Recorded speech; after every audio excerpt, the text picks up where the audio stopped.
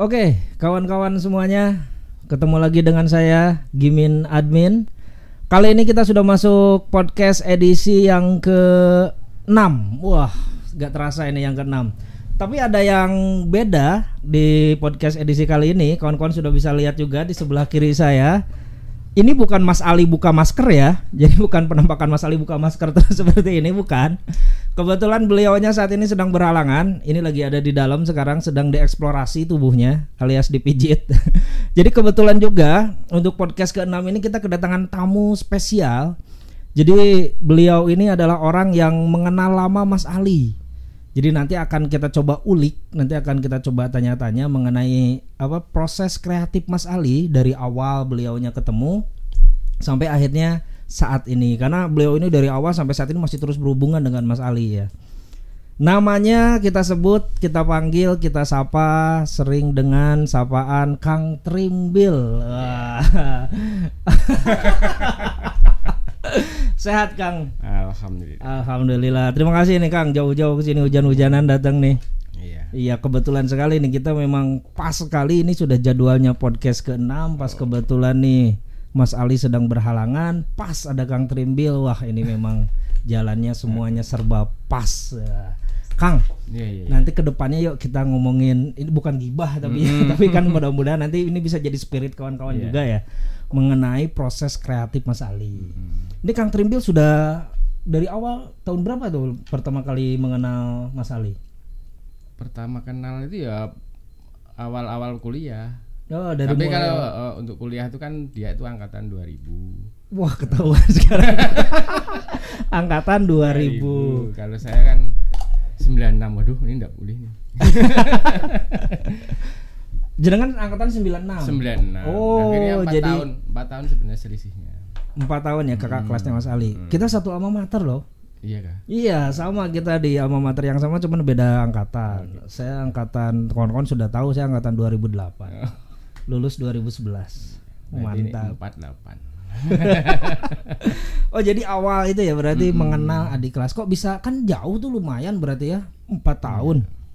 Berarti 8 semester kan? 8 semester. Bisa mengenal Mas Ali awalnya bagaimana? Awalnya itu kan kami angkatan tua-tua itu kan bikin UKM tuh loh, UKM seni rupa fotografi waktu itu.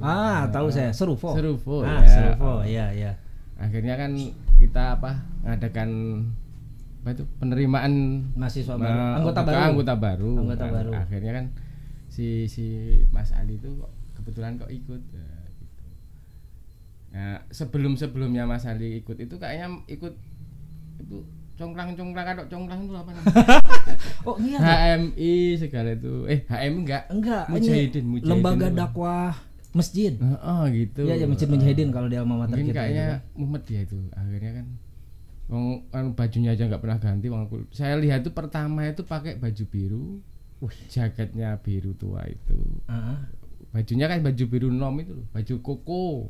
Dia kan kelihatan Islami dulu itu kan. Kayaknya dulu dan kawan-kawan. Oh, jadi saya aja baru tahu. Oh, awal gitu ya. Iya, cuman enggak Islami tapi enggak pernah ganti, masalahnya itu. Itu terus baju yang dipakainya ya. Celananya biru itu. Bajunya ya biru nom itu sama jaketnya biru tua itu. Jadi jenengan mungkin pas saat itu panitia penerimaan anggota baru Serufo itu, betul. Kemudian Mas Ali mendaftar. Itu awal ketemunya di sana. Itu awal ketemu memang sudah terlihat gimana tuh Mas Ali itu menurut jenengan?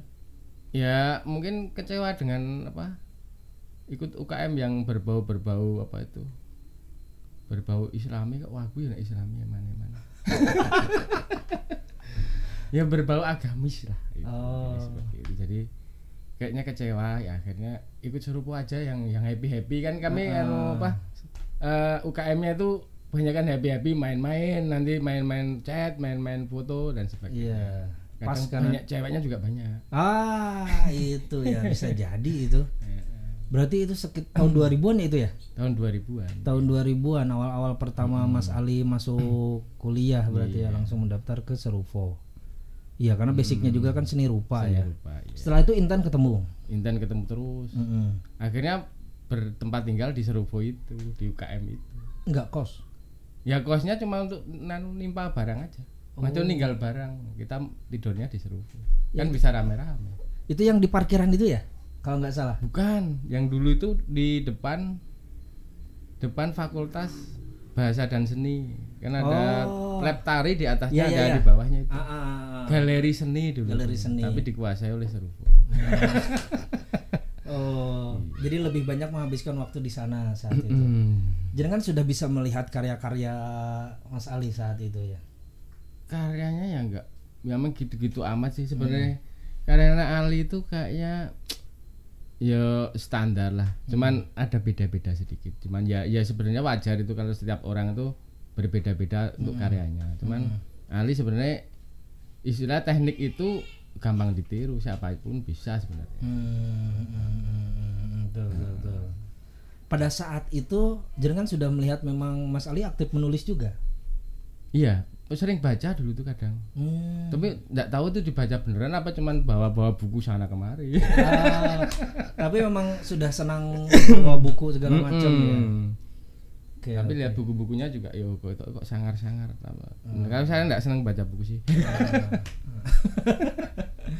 Ini apa yang membuat Kang Trimbil kelihatannya kan kayak cocok dengan Mas Ali karena sudah dari tahun dulu tahun 2000 sekarang sudah 2021 masih sering intent ketemu, berarti kan memang ada kecocokan ya. Iya. Nah, jenengan melihatnya dari mananya itu sehingga nyaman berteman, nyaman bergaul dengan Mas Ali? Ya nggak ada jarak. Kita tuh nggak ada jarak sebenarnya.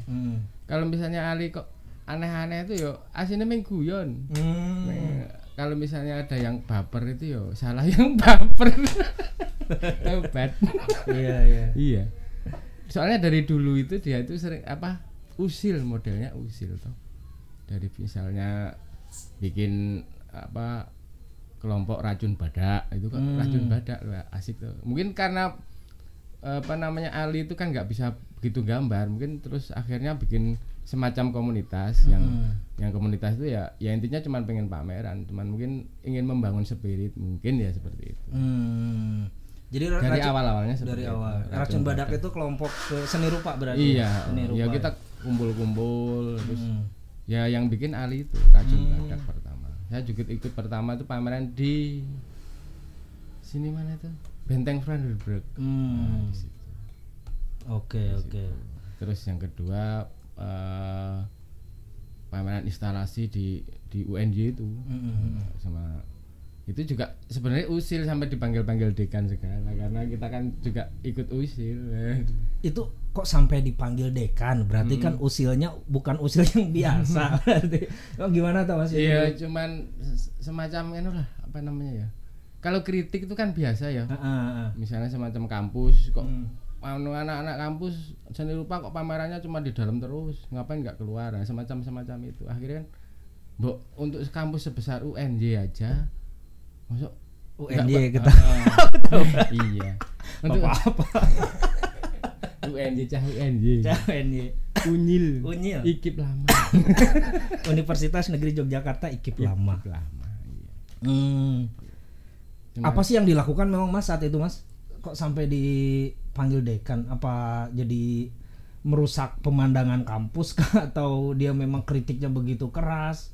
Ya yang jelas kampus itu jadi ada warnanya, yang dulu itu bersih menjadi kok ada karya-karya kayak gini. Karya-karyanya tuh cenderungnya menutupi jalan atau merusak pemandangan.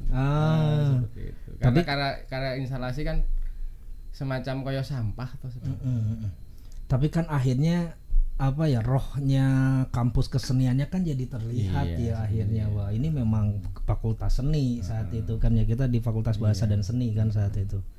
Oh iya. Sampai pernah dipanggil dekan. Iya. Ada lagi nggak Kang hal-hal yang menarik ketika beliau masih di kampus itu? Ya paling tidur di UKM Serufu itu. UKM Serufu itu kalau misalnya kan sebenarnya ada sidak segala toh. Kalau kampus tuh kok masa buat tidur.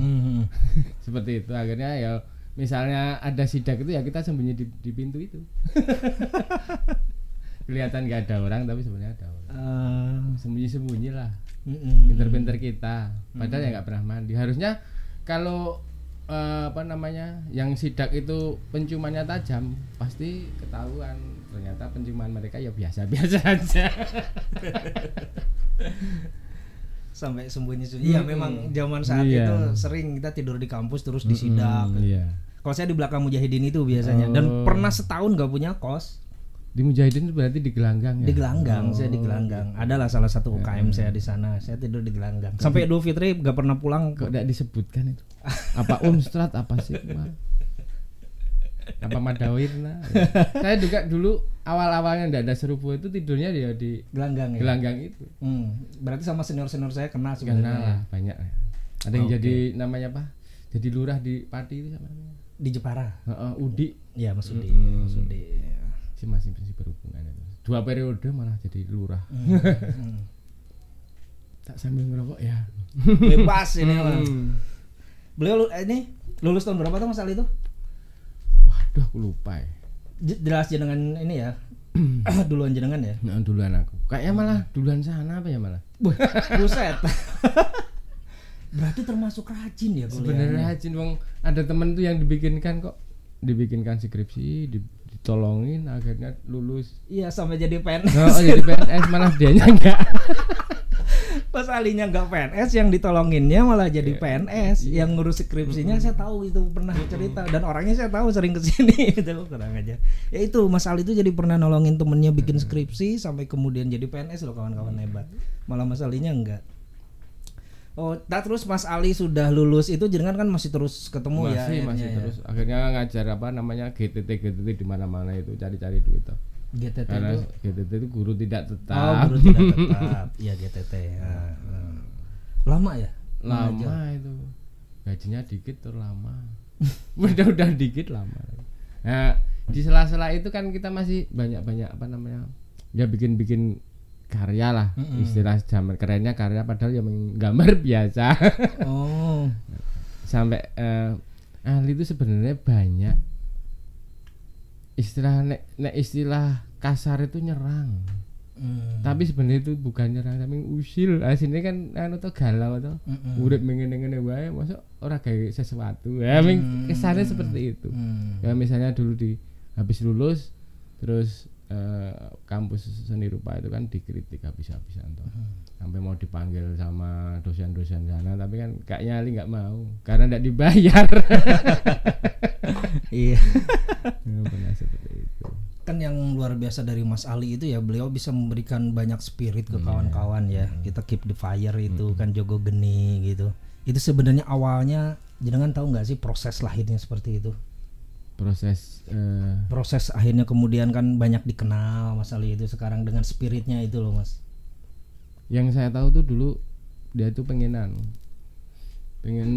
tetap eksis terus, akhirnya kan nek dibilang cari panggung, kok mosok cari panggung tuh. Wong kita itu sebenarnya mengasik-asik aja loh sebenarnya itu. Istilah cari panggung tuh yo wagu lah istilahnya. Istilahnya yo cuman eksistensi aja, yo istilahnya biar apinya itu nggak mati. Akhirnya kan bikin kayak misalnya dulu gitu ada Kiai Jarkoni. Kiai Jarkoni awalnya sebenarnya kan Kiai Jarkoni itu. Awalnya itu ya bikin fanpage ya. Kan situ.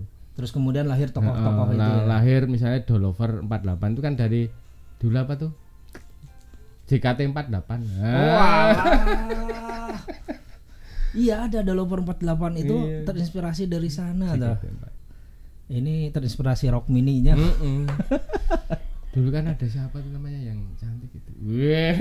Siapa ya? JKT48 itu si lupa, saya nggak ngefan ya saya. Saya itu ngefannya cuma satu ya, Aura Kasih. Saya DP. Kacau. Tapi wis tuwa saiki. Apalagi Mas yang hal-hal yang usil yang jenengan tahu mengenai Mas Ali Mas? Kira-kira banyak kayak misalnya Arjok itu kan yang melesetkan Artprek itu kan sebenarnya. Awalnya kan Arjok kan. Iya, ya, Arjok. Jogja itu kan ya. Arjok itu kan khusus seniman-seniman yang mantap-mantap itulah.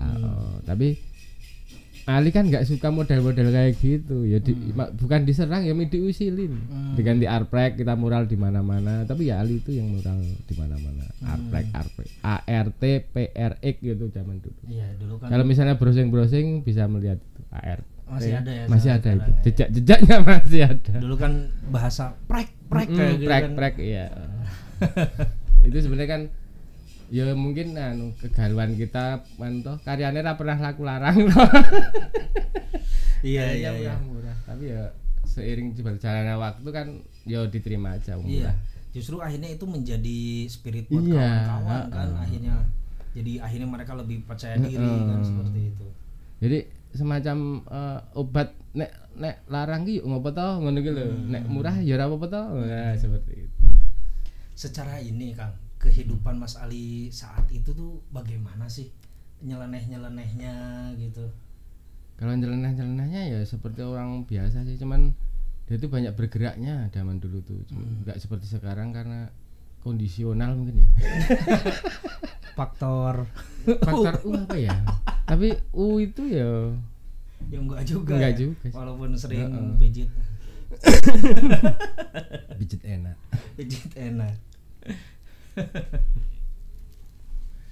Tapi kan terlihat dari karya-karya tulisannya nih ini sekarang nih. Kelihatan banget bahwa memang ya seolah-olah itu memang dari kehidupan yang pernah dialami gitu ya kan. Setauku ya dulu pernah belajar sama M. Hainun Najib. Iya guru. Setauku ya. Saya pernah waktu itu kan 2000 sekitar saya lulus itu 2004. Akhirnya 2005 itu kan sering di Pitulasan itu loh.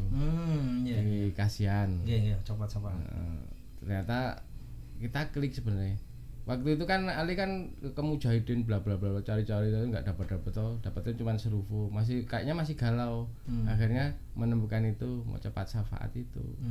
Akhirnya ke sana terus saya kebetulan kan kos saya deket itu. Kos saya sama Ali itu kan deket. Akhirnya melu pokang aduh asik iki koyo Agim gitu. Awalnya gitu.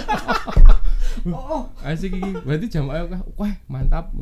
Oh, jadi jenengan tahu banget ya awal-awal Mas Ali ikut pengajian itu ya. Iya.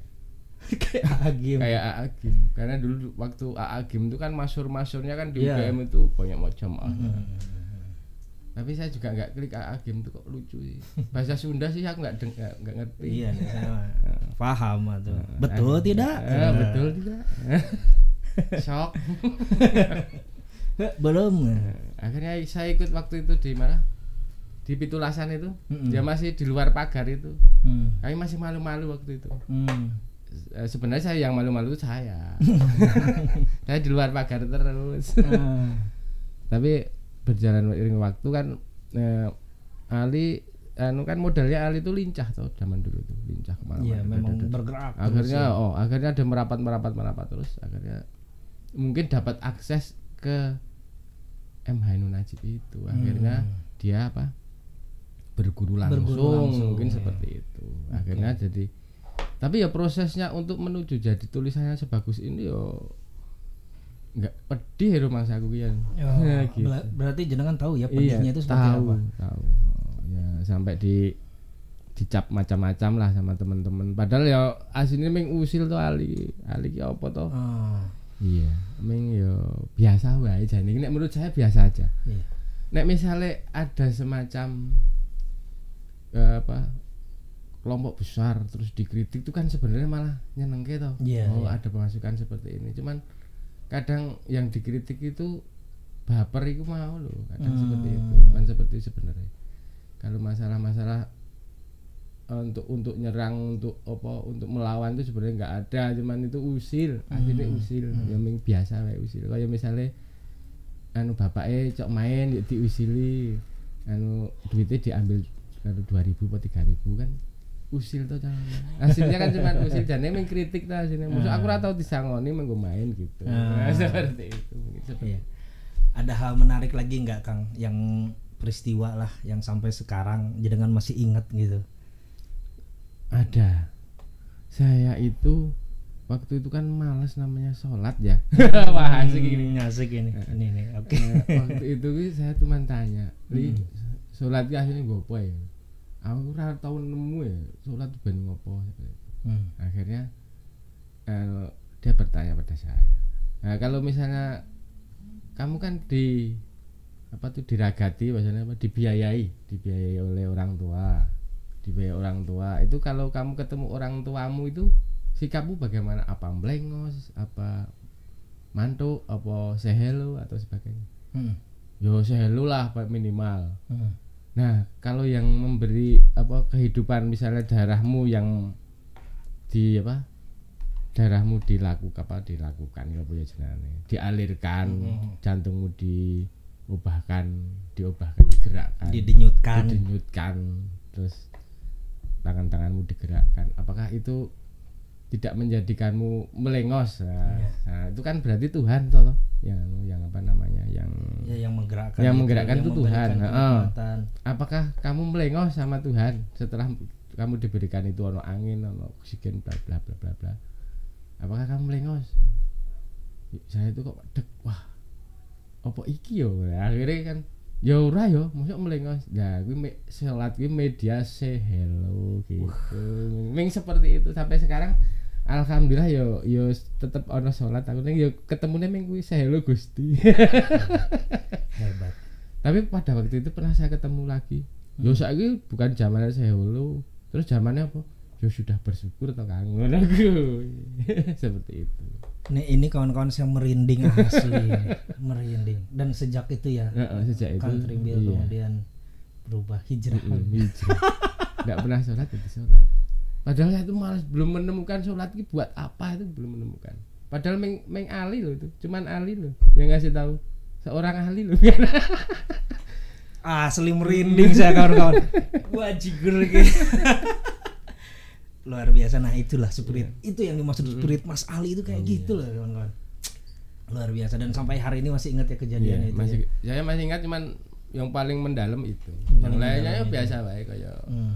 Ya usil-usil Ali ya, yang seperti itu usil. Intinya mengusil sebenarnya. Usil ya.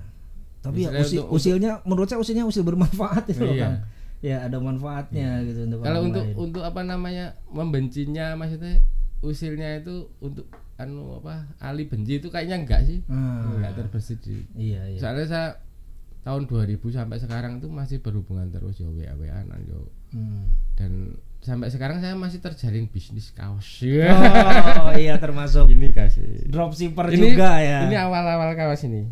Oh itu ya. Awal-awal bikin kaos ini. Jadi kawan-kawan, Kang Trimbil ini salah satu dropshipper awal ya yang sampai hari ini masih bertahan. Jadi kawan-kawan yang mau jadi dropshipper bisa ke 081578666612. Itu kawan-kawan bisa jadi dropshipper. Kami ada privilege khusus untuk kawan-kawan yang dropshipper. Biasanya gini, kita ada promo dulu. Apalagi ini kaosnya kaos baru nih yang saya pakai. Ini lama ini. Ini yang lama kan, tapi masih bisa dicetak. Ini yang baru, ada kerahnya juga, bisa dipesan kawan-kawan. Wah, hebat luar biasa, Kang. Kang, menemukan perbedaan atau perubahan enggak sih Mas Ali dulu dan Mas Ali sekarang?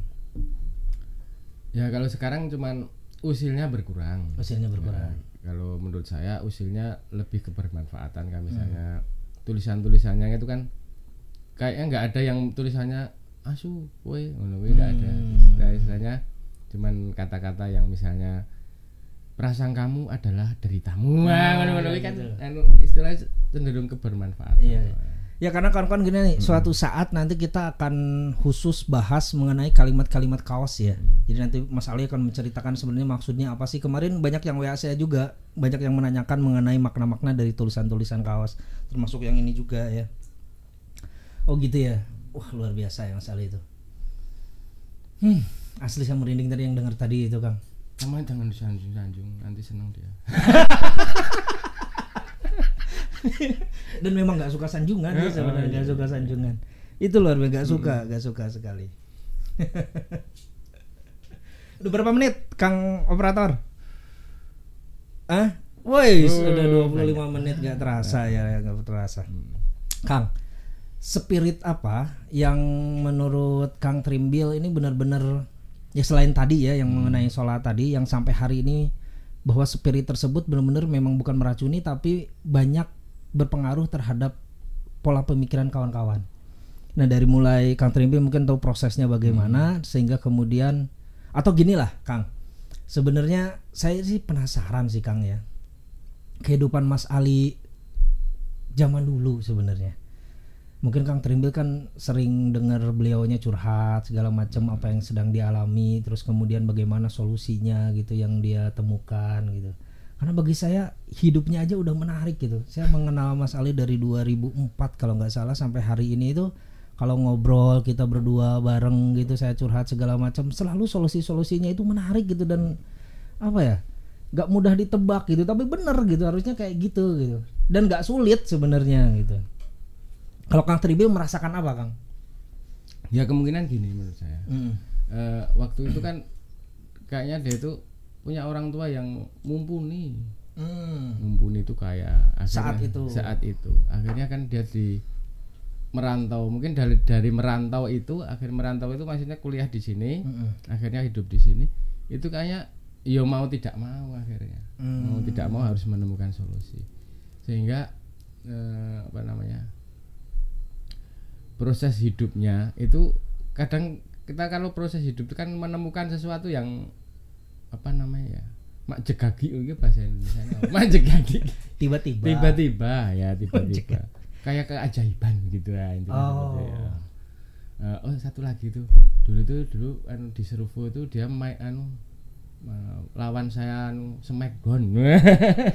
Banyak teman-teman yang tahu itu Smackdown. Jadi kalau Smackdown asli fisik gitu. Ya fisik lah. Tapi dia tidak pernah menang sama saya. Sparring partner ya berarti asal itu. Cara kuncinya gini loh. Dia baru tahu beberapa hari ini, saya kasih tahu kuncinya gini, enggak bisa lepas nih. Kalau gini lepas gini gampang, kalau gini susah ya. Tanya Deddy Kobuser yang enggak tahu. Jadi sebercanda itu ya dulu tuh sampai ke Smackdown. Jadi kan intinya waktu itu kan nggak bisa tidur, cuma kelisian ini bahasa Indonesia nggak bisa tidur pokoknya intinya. Ya kayak gelisah. Gitu ya. Akhirnya kita bikin ulah tendang-tendangan, terus akhirnya Smackdown, akhirnya Smackdown, kunci-kuncian, akhirnya kan lelah itu. Akhirnya pada Smackdown itu pada bubar semua itu yang di ruangan untuk tidur itu. Keluar semua, terus nanti kalau kami sudah lelah itu ya masuk lagi. Kayak bercinta. Making love. Ning Rali ya. Untung enggak hamil. Iya, bercandanya sampai kayak gitu ya. Berarti asik ya orangnya ya. Ya, kalau saya itu ya di temen ya bukan temen, sahabat ya lebih dari sahabat. Ya wis kaya saudara. Wis biasa, wis maksudnya ya kayak saudara lah intinya seperti itu. Makanya untuk sahabat ya wis lewat lah. Udah bukan level lagi ya sahabat, udah saudara lah ya. Cuman saya nggak pintar seperti Ali. Saya mengikuti aja. Yo ngancani. Ya semoga beliaunya sehat terus ya Mas. Ya, diberi kesehatan terus. Mergonya kurang sehat tuh, kurang merokok dia tuh. Dulu perokok nggak sih? Ya ngerokok tapi wagu ya. Maksudnya nggak pantas lah merokok. Dari pertama kali bertemu memang ngerokok tapi nggak pantas. Nggak gitu? ngerokok, cuma sekali-sekali ngerokok tapi nggak pantas aja tuh. Wah ini ngerokok apa ini? Nggak pantas dia. Gitu.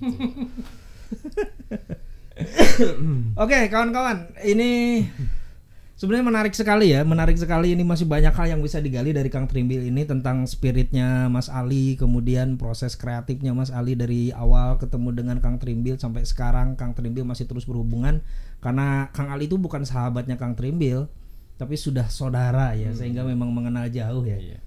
Tapi kawan-kawan sayangnya memang kita dibatasi waktu ya, kita nggak bisa lama. Kalau kita ngobrol biasa sambil ngopi ngerokok gini bisa sampai pagi sebenarnya. Sekali lagi. Yang tadi yang seperti belum saya jawab itu dulu Ali itu nggak bisa gambar. Yo gambar bisa kayak gitu. Oh jadi pas pertama kali masuk kampus jurusan seni rupa itu entah kenapa bisa diterima nggak tahu saya. Cuman intinya gini kawan-kawan. Dari proses tidak bisa gambar sekarang terus bisa gambar. Terus sekarang kok karyanya laku walaupun murah-murah itu karena dijual sengaja murah. Menurut saya itu spirit. Menurut saya itu spirit bahwa tetap gambar terus walaupun dulu nggak bisa gambar gitu. Tapi sekarang gambarannya ya lumayan berkualitas. Bisa asik-asik kok.